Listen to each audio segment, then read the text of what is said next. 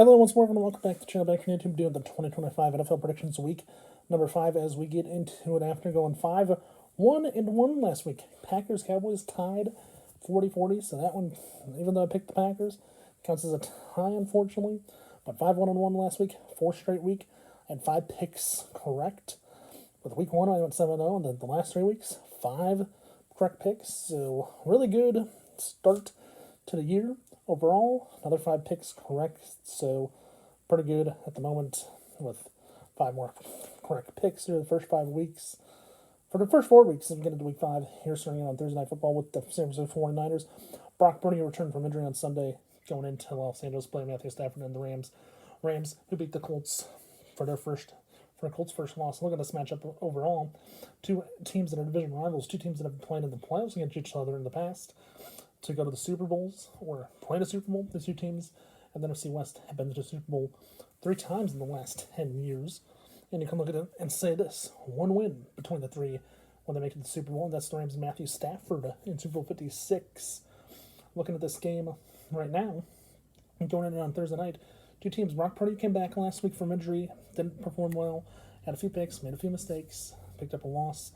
Rams on their end, Matthew Stafford beat the Colts barely, got a win, and you look at that and say 2 teams to set up for division rival. Maybe one of the best divisions in the NFL right now, the NFC West. You have all 3 teams who have 3 wins or more. 3-1 for all 3 teams, I believe, or close to 3-1 for all 3 teams, for all 4 teams. And you can say this much, that the NFC West might be the best division right now. And I think that is, but looking at this one on paper going into it, it's a hostile environment for San Francisco to go into Los Angeles Rams.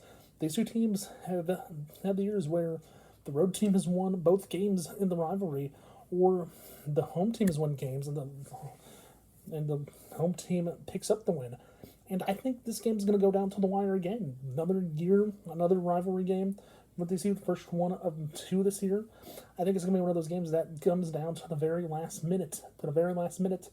At the end of the night, I think the Rams playing at home in Los Angeles with Matthew Stafford. I think they make the plays they need to. I think the Rams come away and get a huge home win against their NFC West rival in San Francisco.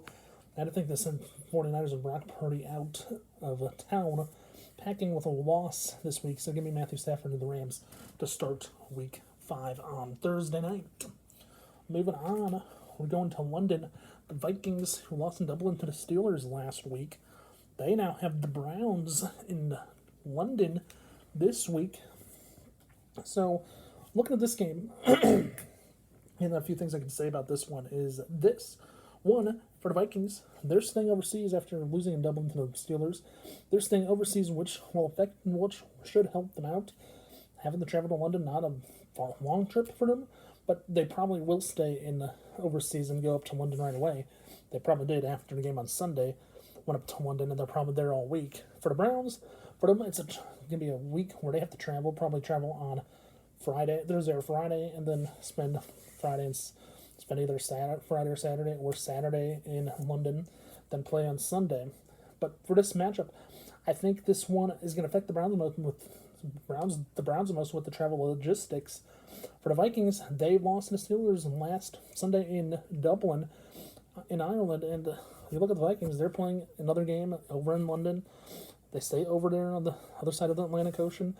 It should be an easier game for them, I think, for their quarterback play. And I think for the Vikings, it's going to come down to can the travel affect the Browns? If the travel does affect the Browns, I see the Vikings pull this one out. And with that being said, I think the Vikings pick up a big win in London, and I do see the Vikings going 1-1 overseas this year. 1 loss in Ireland and a win in London, hopefully on Sunday morning. Moving on, going to Indianapolis, Las Vegas. Raiders, Geno Smith coming off a loss to the Bears because of blocked field goal, and Colts and Daniel Jones after coming off a loss to the Los Angeles Rams and Matthew Stafford. Looking at this one right now, going in, the Colts, Daniel Jones, everyone's like, oh, Colts are going to be good this year. So far, he's 3-1, lost 1 game, lost to Rams last week, which is a tough loss in my mind. And from what I saw in the highlights, and it's like, okay, Daniel Jones is not for real. Can he make plays and make a comeback? He wasn't able to. Rams escaped, got a big win. But this week against the Raiders, a team that could ultimately come into Indianapolis and play well after losing by a point to the Bears, but getting their field goal blocked at the end of the game. I think that affects the Raiders, and they're coming into this matchup a little bit with a loss. They're going to be upset about it. They want to get a win at the end of the day. I see the Colts coming away, bouncing back this week, playing at home against the Raiders. I see Daniel Jones making some big plays that he needs to. And I see the Colts bouncing back this week, as I do see the Colts picking up a big win on Sunday. So give me the Colts in this one. Moving on to our next matchup. The Broncos coming off a win last night, 28-3. And the Eagles, Jalen Hurts, coming off a win down in Tampa Bay. And looking around after last week, after week 4, the Eagles, Jalen Hurts, they pulled out a big win. They scored a lot of points, which they had to, and they did it by throwing touchdown passes as well. And it wasn't the first game where they scored more than 14 points to get a win, but more than 14 for Philadelphia. They did win 31-25 and only by 6 though. But that's the number one concern I still have with the Eagles and Jalen Hurts, is when will they score more than 6 points or more than 7 points to get a win. It did not happen against the Buccaneers because they won 31-25 by 6. I think the Eagles against Denver, they're going to have to travel from over the East Coast, the Eastern time zone, across 2 different time zones. I think that's going to affect the Broncos this week. Last week, it didn't affect the Rams as much, but I think this time it could affect the Broncos. And I think Jalen Hurts and the Eagles, they just need to find ways to get a win by more than 6 points. But I know they did it. I know the Chiefs did it last year in 2024. This year, it's the Eagles' turn to win every game by only 1 score or less, which has happened so far. And that's, I think, a factor that helps teams win. Can the Eagles score more points than their opponent, like they did in Super Bowl 59 last year against the Chiefs? I think against Denver, it could happen, but it's going to be hard to tell with Jalen Hurts and the Eagles.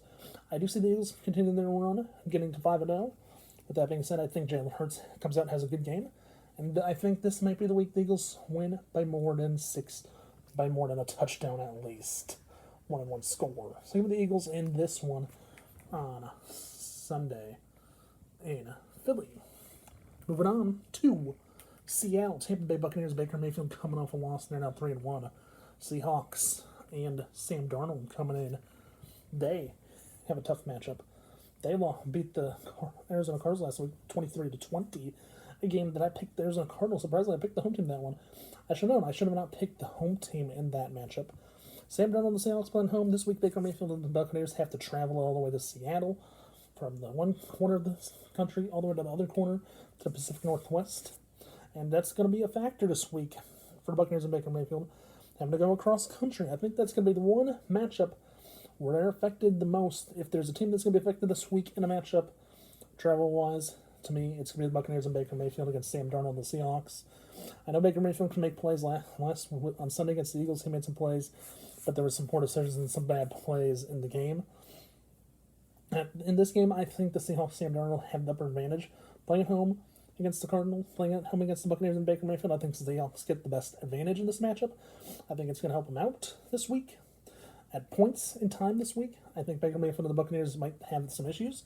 And with that being said, I think the Seahawks and Sam Darnold give the Buccaneers and Baker Mayfield their second straight loss on the year. So give me the Seahawks in this one on Sunday. Moving on to Cincinnati Bengals going at it against the Detroit Lions. Jared Goff. The Lions and Jared Goff last week in week 4, seeing the highlights of that one. They played well, made some big plays in the matchup. Were able to win a game. Lions, Jared Goff, Bengals. The question is for the Bengals, after Joe Burrow goes down, they've had a tough weeks. Last week they had a tough week. Lions though, Jared Goff, they played Browns, got a big win at home. I think this week going on the road to Cincinnati should be one of those matchups where, even though the Bengals are with their backup quarterback, it's one of those matchups where Jared Goff and the Lions, they could just pick apart the Bengals. Bengals playing at home, their defense shows up to play usually, but without their strong quarterback and Joe Burrow out for who knows how long, I think it's going to be about the Lions and Jared Goff making big plays to get wins. I think the Bengals frustrate them at times, but I do think the Lions and Jared Goff pick up a huge win on Sunday. So give me the lines in this one. Moving on, the last one out west. LA Chargers Sunday afternoon. Justin Herbert going up against Commanders. At the Commanders, even though Jaden Daniels has been out last week, question is, will Jaden Daniels be back in Week 5? That's the biggest question I think there is. They do have to go to Los Angeles to play the Chargers. Commanders coming off a loss to the Falcons, a game that was interesting. It's in the highlights, and surprisingly so, seeing the Commanders get beat by the Falcons. And this one is Justin Herbert and the Chargers. Chargers are one of those teams I think about. And I look at the Chargers, I've seen a few of their highlights. They look good.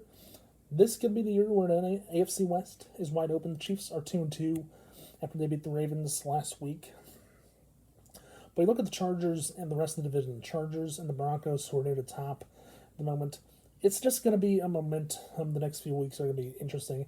Chargers, their best wins this year is against Kansas City. I think that's going to be the biggest point of this season. Is when will the Chargers and Broncos fall apart for the Chiefs to come up? Could it start this week? If Jaden Daniels plays against the Chargers, I think it could happen this week, where the Chargers fall apart. But in this one, ultimately, I think it comes down to if Jaden Daniels plays. If Jaden Daniels does not play, I think the Chargers and Justin Herbert can pick the Commanders apart, because Marcus Mariota started quarterback last week. We'll have to wait and see what happens. But if Jaden Daniels does play, I think this game could be pretty even. I see this game happening evenly if Jaden Daniels does play.